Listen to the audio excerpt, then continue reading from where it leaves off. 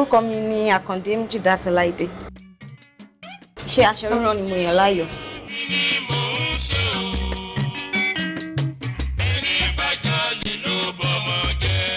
Mo ṣe bẹ̀rẹ̀ iṣẹ́ aṣọ rírán ìgbà tí mo ń ṣe àgùnbánirọ̀ tá mọ̀ sí NYSC. Ìgbà yẹn ni ilé ìfowópamọ́ tá mọ̀ sí Bank of Industry ni wọ́n fi ọwọ́ sowọ́pọ̀ pẹ̀lú NYSC láti máa ran àwọn àgùnbánirọ̀ lọ́wọ́ tó bá ti parí àgùnbánirọ̀ wọn láti lè ní iṣẹ́ ọwọ́ tiwọn kí wọ́n lè dá dúró kí àwọn náà tún lè gba ẹlòmíì síṣẹ́. So wọ́n organize bí business competition sort of then. So like would I call it business proposal competition like that. So mo wà lucky láti jẹ́ ìkan lára àwọn tí wọ́n mú. So as at then kò ń ṣe pé mo ti really ní experience iṣẹ́ aṣọ rírán bẹ́ẹ̀ yẹn. So but by the time tí a jọ consider pé okay nǹkan wo ni mo lè ṣe tó wà viable tó máa add value and all of that, after a whole lot of debates, would I call it debate or deliberation now? So mo settle fún fashion. So because of my determination to make it in this field, mo ní láti lọ kọ́ pé okay o mo ti create interest nínú ẹ̀ nìyẹn, mo ṣe lọ kọ́ nìyẹn, mo dẹ̀ ṣe bẹ̀rẹ̀ sí ní máa rán aṣọ nìyẹn, and here we are.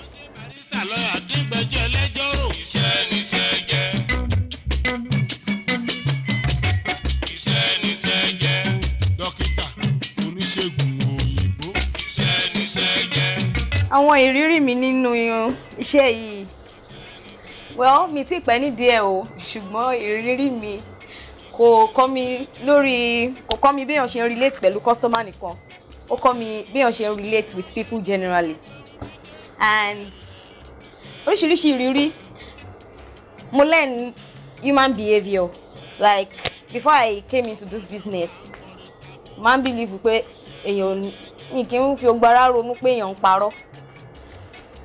But ìgbà tí mo bẹ̀rẹ̀ business, mo realize pé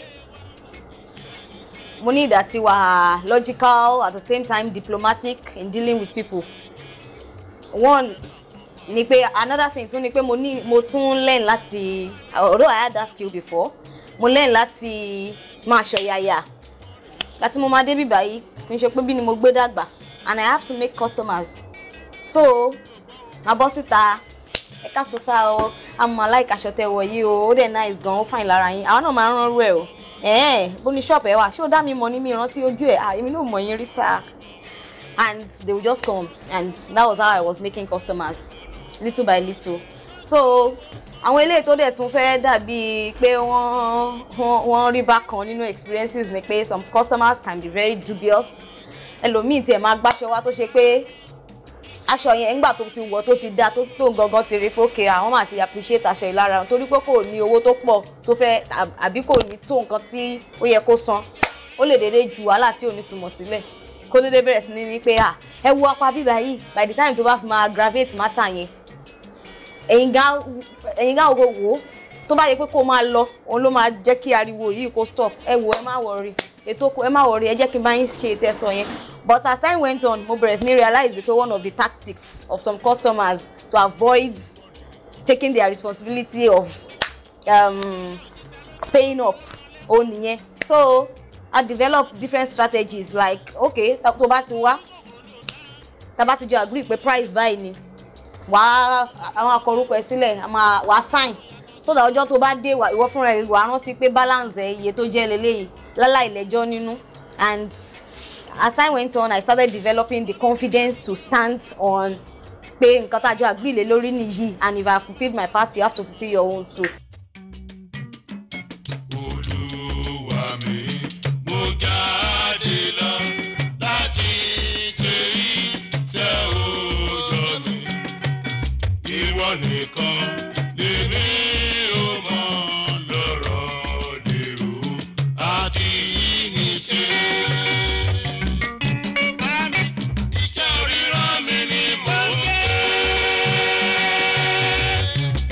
Pàtàkì iṣẹ́ ọwọ́ pàtàkì iṣẹ́ ọwọ́ ò ṣe fọwọ́ rọ́ sẹ́yìn torí number one ni pé iṣẹ́ ọwọ́ like òwò ṣíṣe pé káràkátà gbogbo ibi tó wù kí n bára mi ni at any point and any time iṣẹ́ ọwọ́ mi ni iṣẹ́ tó wá látọpọlọ ni kò ṣe pé mo need pé tí mi bá rà mi lè tà no ìyẹn ò sí ńbẹ̀ as long as machine mi bá ti wà available I can work here I can work in the north I can work anywhere so and it adds to self-worth nísìnyí kí n were educated but mi mọ́ yí padà irun mi ò lè dì aṣọ mi ò lè rán bàtà mi ò lè so tí mi bá ti fi certificate mi ríṣẹ́ then I will just be as good as someone tí ò tiẹ̀ lọ school rárá òun gan so self-worth then apart from that ó tún máa ń jẹ́ kéèyàn lè utilize àwọn resources tọ́lọ́run fún yàn well now mo kàwé nísìnyí but kó ṣe wípé mi ò ní anything tí mo tiẹ̀ lè sọ pé mo lè tún lò as an addition as in something outside education tí mo lè lò láti tún acquire wealth so iṣẹ́ ọwọ́ ó máa ń fúnyàn láyè láti lè sọ pé èèyàn tún explore resources more. Inú dánfó. Máyà sọ fún ní mọ́tò kó múra, aago 8 la máa wọṣẹ́. Èmi ò lè jáde. Kólúkálùkù lọ́wọ́ àkànṣe. Tí gbogbo èèyàn bá dúró lórí wípé ó dọjọ́ tí opportunity bá wá mi rí kí n tó jẹ́ èèyàn. Ọjọ́ tó opportunity yẹn gan bá wá tí ò bá ká nǹkan gidi kan mọ́ ẹ lọ́wọ́ ó máa lọ ni. So àmọ̀ràn mi ni fún especially ọ̀dọ́ ó ní pé ká má waste time wa kéèyàn wá àkànṣe add value to yourself so that you can add value to others too.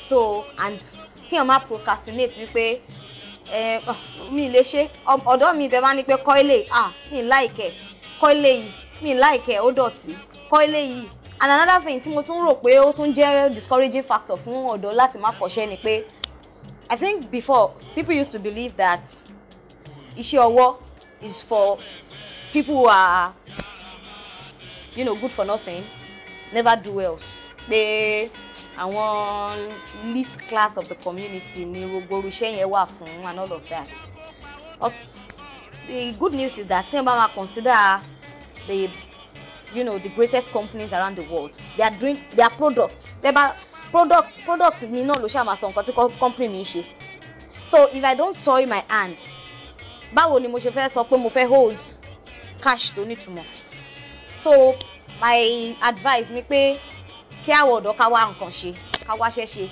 ká dẹ̀ má sọ pé eléyìí ìdọ̀tí ni tọ̀hún ìdọ̀tí ni tọ̀hún kìíní kan ni so àmọ̀ràn mi nìyẹn.